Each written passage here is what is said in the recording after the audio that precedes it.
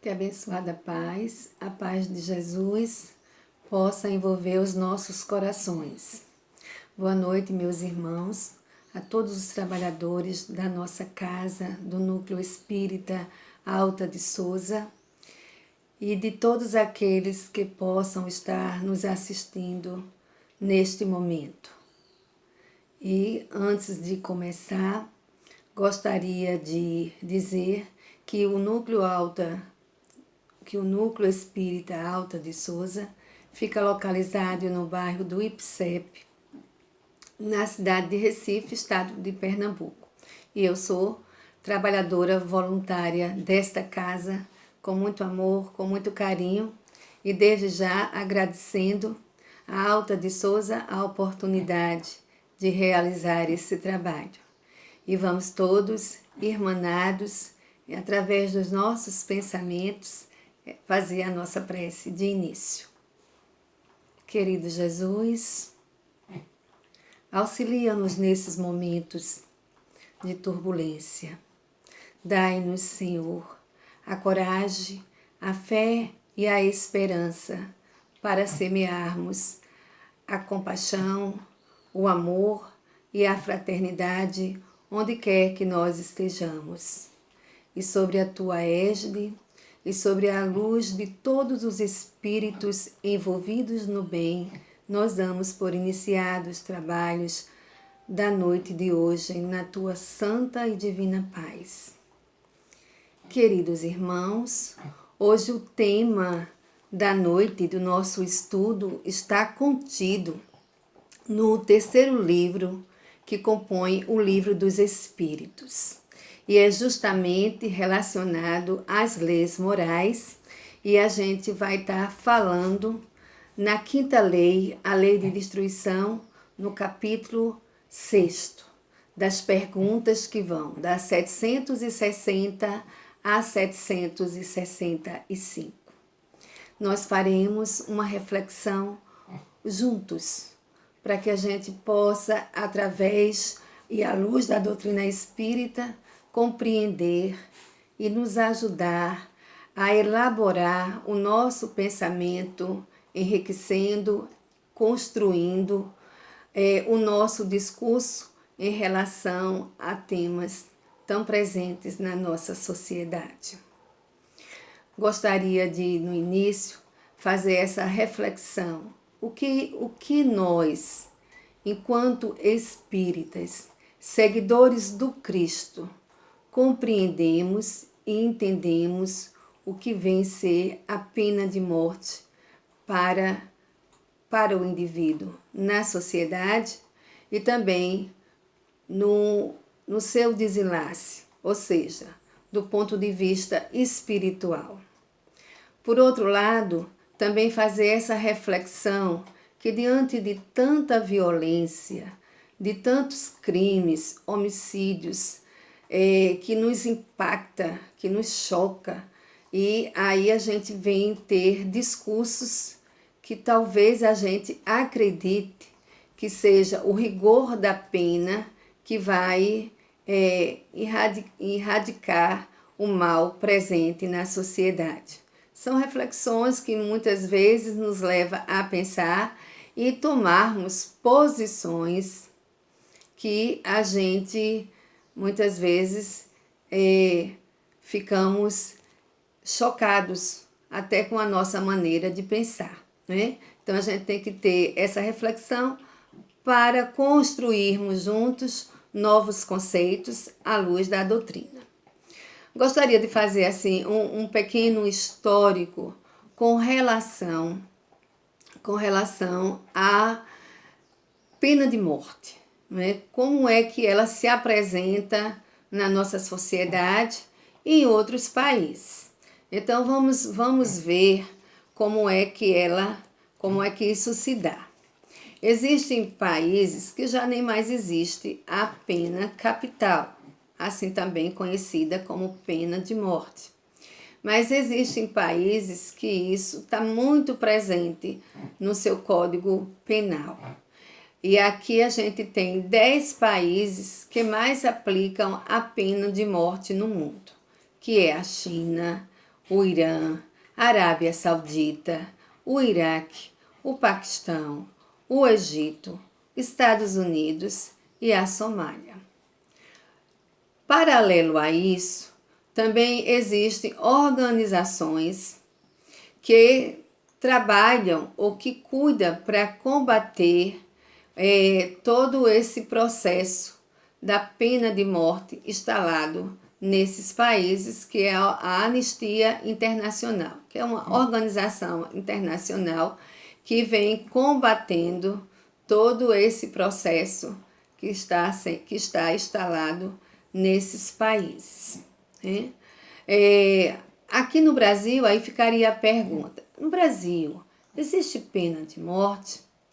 Historicamente, ela existiu e devido a um erro, não é? Porque depois a gente mesmo já presencia nos noticiários e até mesmo depois vira-se filmes de personagens, de indivíduos que foram condenados à morte e que houve esses erros, esses abusos decorrente de uma aplicação máxima da pena.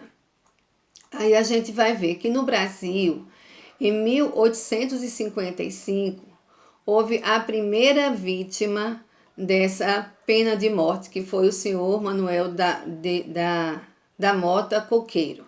Ele foi condenado pela chacina de colonos que trabalhavam na sua fazenda. E ele era um homem rico, mas mesmo assim ele foi condenado devido aos processos de inveja dos próprios outros fazendeiros, não é, que tentaram incriminá-lo. Então ele morreu inocente e depois disso, não é, que era instituído aqui no Brasil, após a escravatura, a abolição da escravatura, aí foi abolida a pena da morte. Voltando novamente a fazer parte do Código da Carta Máxima, a nossa Constituição, em 1988, então ela é novamente incluída, mas com uma restrição para crimes militares, né? Então ela é só válida quando há crimes militares e crimes de guerra. Então aí é que ela é aplicada. Mas de um modo geral, para os outros civis, isso não é adotado, né? Infelizmente ainda existe. E aqui a gente se preocupa porque todo período de eleição, né, como nós vivemos em sociedade, por isso que eu fiz a reflexão anterior, né, de como nós nos comportamos, que tipo de discursos nós evidenciamos na nossa fala, né, nas nossas conversas, para que depois aí vem sempre à tona aqueles que defendem a pena de morte, né, no nosso país, de forma generalizada, para que abranja a todos os crimes. Então é preciso que a gente reflita sobre isso e qual é o nosso papel como espírita e como seguidores do Cristo. Né? Aí quando a gente vai ver as perguntas que Allan Kardec fez aos espíritos sobre esse tema, porque a pena de morte ela sempre existiu, né? Dentro da história da humanidade, ela sempre teve o seu local, o seu lugar de destaque. É bom entender também que, por exemplo, antes do Cristo já existia a pena de morte. E os suplícios da vítima eram imensos, enormes, né? Colocado à praça pública, e a morte desses sentenciados era dolorosa, era verdadeiro suplício e demorada. Quanto mais demorado, quanto mais fosse a tortura para aquela vítima, era um espetáculo, não é? Que para eles, na compreensão deles, servia de exemplo para que outras pessoas não cometessem mais determinados delitos, né? Então, nesse aspecto, a gente vai vendo dentro da própria história, antes de Cristo, a lei mosaica, porque Moisés era um legislador e também era muito severa, né, as suas leis, né?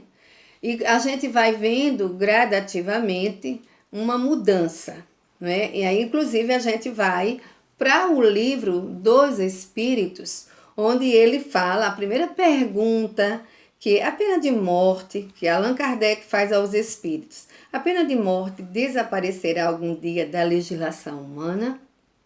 E eles dizem que sim, né? Mas aí ele faz uma ressalva, né?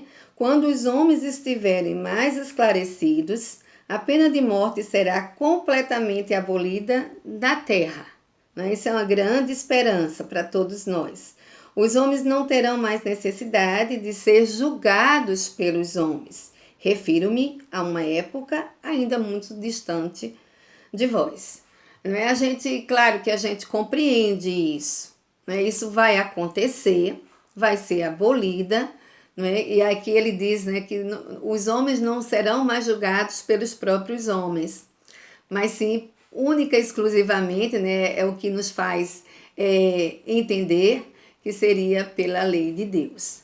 Né? Isso está distante, mas vai chegar. Né? Isso é uma grande esperança para todos nós, né? Porque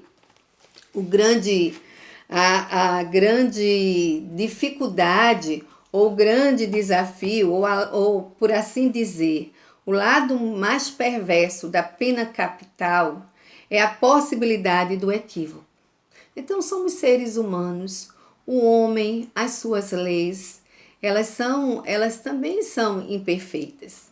Elas são necessárias e à medida que o homem vai evoluindo, ele vai compreendendo, então ele vai alterando, modificando essas leis. Interessante também, como eu tinha dito, né, dessas modificações, dessas alterações da lei, é a forma também de execução, ela foi, ao longo da própria história, sofrendo alterações, sofrendo modificações.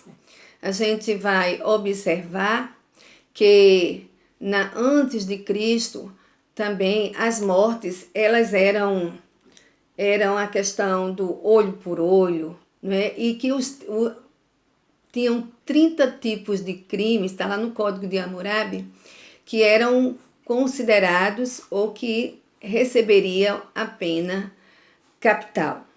Por outro lado, a gente vai ver na própria forma de execução essas transformações. O que era muito comum antes de Cristo, depois de Cristo, até a Idade Média, seria aquelas carnificinas mesmo. A gente viu que os cristãos eles foram condenados à morte, mas de formas de ser devorados pelos leões, né?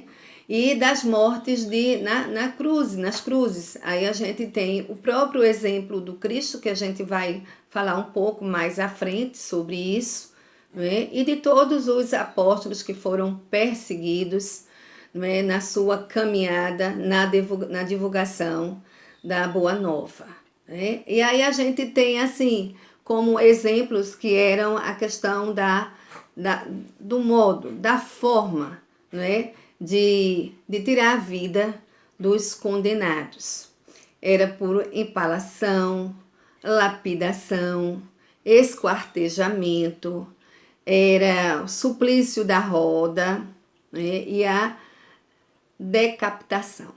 Essa questão de ir para a guilhotina já foi instalado na França, né? Naquele processo histórico da Revolução Francesa.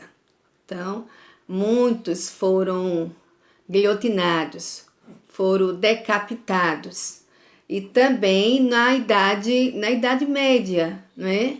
Com a instalação na Igreja Católica do Tribunal de Inquisição, que levavam, né, não só aqueles que eram considerados hereges, na visão católica, mas também a gente tem notícias de próprios cientistas da época, não é, que iam de encontro ao que estava estabelecido pela Igreja Católica. E eles tiveram as suas vidas ceifadas, queimados vivos na fogueira. Né? Então, eram maneiras de execução muito dolorosas. Já nos tempos mais recentes, e o que ainda prevalece, não é, os instrumentos de fuzilamento, enforcamento, câmara de gás, cadeira elétrica e injeção letal. Daqui a gente vai vendo que umas mortes eram mais demoradas e outras eram mais rápidas. Claro que tudo isso nos choca, né? Tudo isso a gente fica... É algo que a gente gostaria que fosse banido da sociedade. Entretanto, a gente sabe que faz parte da lei dos homens e gradativamente ela vai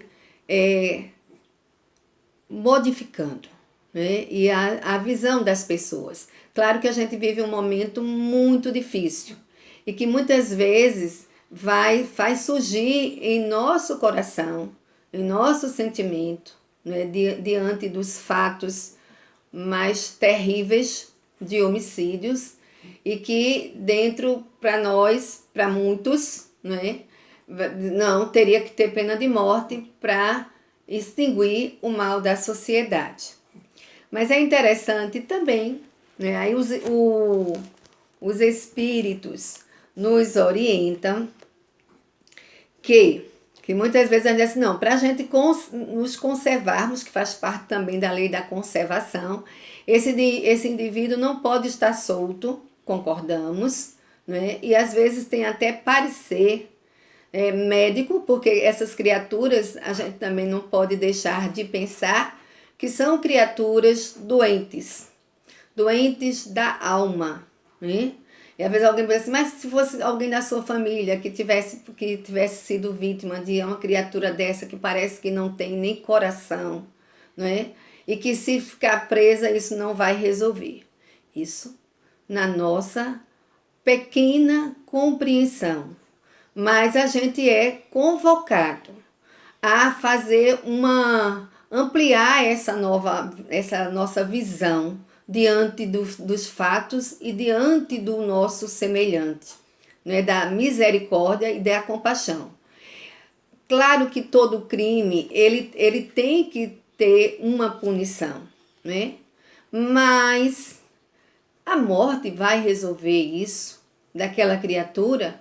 Nós que somos espíritas, que acreditamos na imortalidade da alma, e dos depoimentos contidos na literatura espírita, a gente vai ver que ceifar a vida de alguém não extingue o mal.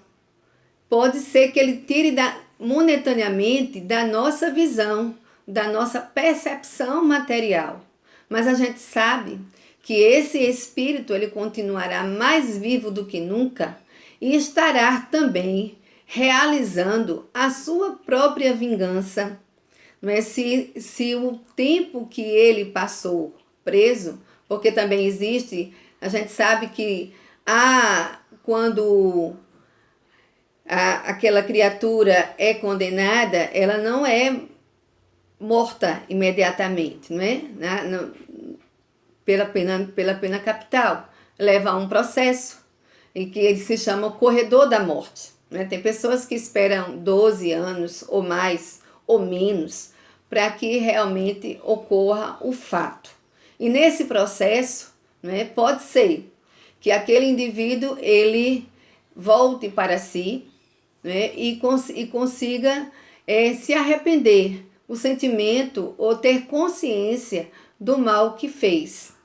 Entretanto, há aqueles que mesmo no corredor da morte e mesmo sendo executados, esse processo muitas vezes serve para endurecer mais a sua visão perante os outros, perante os seres humanos. Né? Então são processos que não se extinguem depois da morte, mas que continua dependendo de cada criatura. E que esse processo de consciência, de tornar-se pessoa melhor, ele leva um tempo, né? Ou leva vidas para que possa ser realizado essa condição de arrependimento. Então a gente tem consciência não só do fato material, mas a gente também tem a consciência dos processos que enfrenta o espírito após o desenlace material. A todo esse processo que retira a vida desse indivíduo. Então a gente tem que ter esse olhar, porque na verdade somos todos espíritas, somos todos cristãos, e aí a gente tem que saber o que é que eu faço dos ensinamentos de Jesus. O que é que me diz, ou como Jesus se comportou diante desses acontecimentos. Porque não foram poucas as situações de ensinamento para todos nós. Então, a cada experiência de Jesus com a multidão, com os discípulos, trazia-nos para todos nós ensinamentos fabulosos, valiosos, para que a gente pudesse modificar e tentarmos ser pessoas melhores dentro dos ensinamentos de Jesus e numa visão espiritual, através da doutrina dos espíritos. É interessante como voltando ao que a gente estava falando da lei também da conservação, porque essas pessoas vão estar soltas ou algo parecido. Aí Kardec pergunta, na pergunta 761, a lei de conservação dá ao homem o direito de preservar sua própria vida? Não usará ele desse direito quando elimina da sociedade um membro perigoso? Então, tudo isso desse preâmbulo que eu fiz. A resposta dos espíritos. Há outros meios de ele se preservar do perigo, sem matar. Aliás, é preciso abrir ao criminoso a porta do arrependimento e não fechá-la. Então, aqui os espíritos dizem que tem outras formas de melhorar esses criminosos. Para fundamentar, a gente, com relação a isso, outras formas de reeducar, né? A gente vê toda essa questão dos presídios brasileiros que precisariam de um outro olhar para que pudesse realmente reeducar e reintegrá-los na sociedade. Eu vou fazer aqui um parêntese e buscar uma outra pergunta bastante interessante que vai reforçar tudo isso. É um pouquinho mais adiante, na Lei do Progresso, referente também a esse tema, da pergunta 796, quando Kardec pergunta: no estado atual da sociedade, a severidade das leis penais não constitui uma necessidade? E aí veja a resposta dos espíritos. Uma sociedade depravada certamente precisa de leis mais severas. Infelizmente, essas leis mais se destinam a punir o mal depois de feito, do que a cortar a raiz do mal. Só a educação poderá reformar os homens, que assim não precisarão mais de leis tão rigorosas, né? Aqui ele fala da severidade das leis, não exclusivamente da pena capital, mas que serve para que a gente possa compreender que essa é uma medida extrema, a pena de morte, né? E que existem outras maneiras e ela não extingue o mal. É aquela questão que a gente sabe da imortalidade da alma e que esses espíritos vão continuar, né, vivos na espiritualidade e poderão também continuar a semear o mal através das obsessões terríveis, né, realizado aos encarnados, ou perseguindo aqueles que eles acham que são responsáveis por eliminá-los de algo que eles ainda não consideram que fizeram errado. Então tem todas essas questões que englobam, e não é tão simples, é muito complexo, para que a gente faça, às vezes, um comentário que vai de encontro a tudo aquilo que acreditamos e que buscamos seguir. Então, é preciso muita coerência naquilo que eu abracei e naquilo que eu penso e naquilo que eu falo. Essa é a coerência que nós devemos ter no nosso pensar e nas nossas ações, para que a gente fundamente melhor, não é, os nossos conceitos em relação aos diversos temas dentro da sociedade. E é bom que se diga que dentro da doutrina somos, né, todo momento, e o próprio Cristo, ele não foi a favor da morte.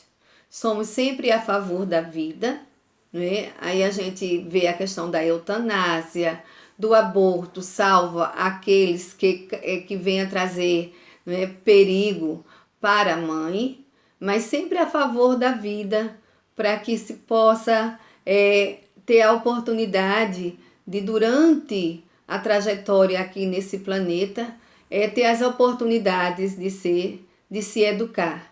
E a educação, né, aqui não é só a educação material, mas a educação do espírito, tão necessário para a nossa evolução. Então, a sociedade tem que se movimentar nesse sentido de transformar os presídios, na verdade, em verdadeiras escolas em que possam ser ensinados a convivência, não a brutalidade do que a gente observa hoje em dia, infelizmente. Mas vamos acreditando, né, que a mentalidade vai mudando e vai trazendo a renovação de pessoas no campo jurídico, também no campo social, no campo da política, pessoas que tenham mais sensibilidades e que tenham essa visão de educação como todo para todas as criaturas, independente do que elas cometam, né? Todo mundo merece a oportunidade.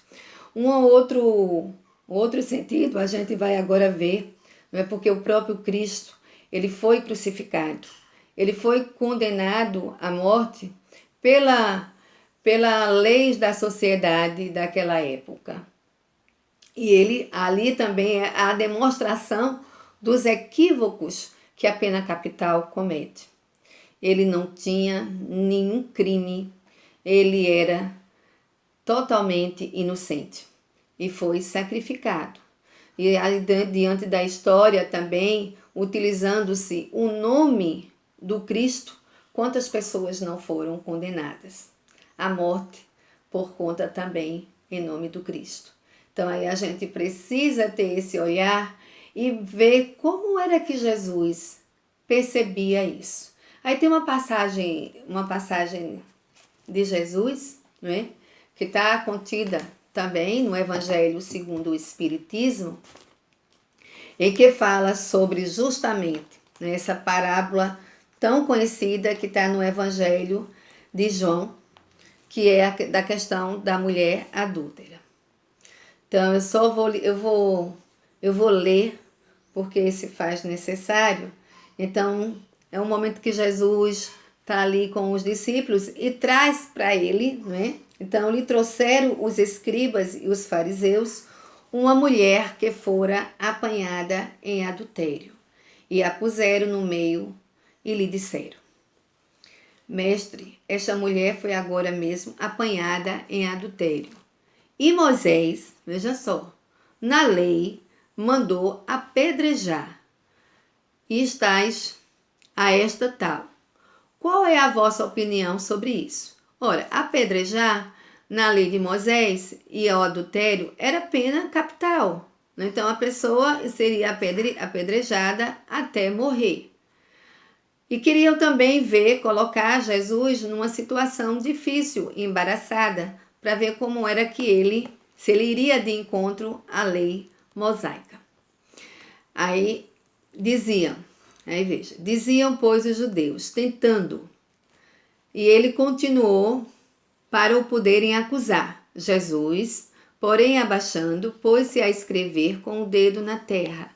E como ele perseveraram em fazer-lhe perguntas, ergueu-se Jesus e disse: Aquele dentre vós que estiver sem pecado, atire-lhe a primeira pedra, e tornando a abaixar-se, escrevia na terra. Mas eles, ouvindo, foram saindo um a um, sendo o mais velho os primeiros, e ficou só Jesus com a mulher que estava no meio, em pé. Então, erguendo-se, Jesus lhe disse: Mulher, onde estão os que te acusavam? Ninguém te condenou? Respondeu ela: Ninguém. Ninguém, Senhor. Então Jesus lhe disse: Nem eu tampouco te condenarei. Vai e não peques mais. Então, aqui nessa passagem, não é? Jesus chama a atenção a todos que estavam ali condenando aquela mulher à morte, e Jesus não vai de encontro, mas ele leva a refletir o que os espíritos também, quando eu li, não é? A primeira pergunta, em que ele diz, não é, que vai chegar um tempo em que os homens não serão julgados pelos homens. Então, ali naquela cena, o que a gente observa é que todos foram saindo, porque nós não temos, né? Eu digo no sentido da lei, ela é necessária, sim, isso a gente não nega, né? Mas se nós estamos de fora, a gente não vai ser mais aquele que contribua para colocar, como se diz, a lenha na fogueira. Porque todos nós temos os nossos defeitos. Todos nós temos as nossas imperfeições. É usar de misericórdia e que a sociedade e que os homens vão compreendendo que o processo de educação ele é tão necessário para todos os seres. Então Jesus dá aquela lição, mas ele diz também: vai e não peques mais.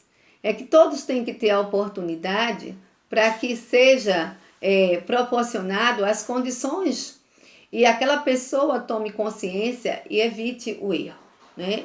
Isso é algo que também as leis devem reeducar, reintegrar de forma saudável, para que realmente possa devolver ao convívio da sociedade quando for possível também, porque há situações e criaturas que infelizmente elas têm seus processos muito enraizados de doenças mesmo, espiritual e mental, que elas precisam realmente estar sempre sendo vigiadas para que não possa cometer mais crimes de naturezas tão horríveis, né?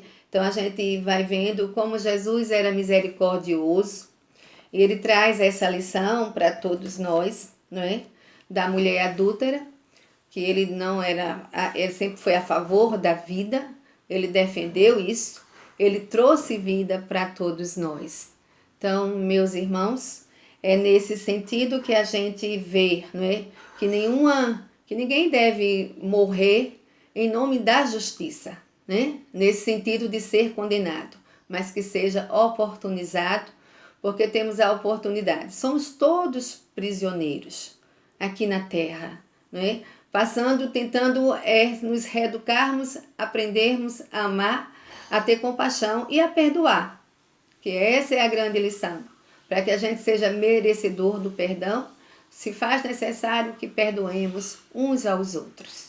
Essa é a grande lição que Jesus nos traz, né, de reflexão, de conforto e de consolo. Errou, mas não erre mais. É a grande oportunidade para todos nós.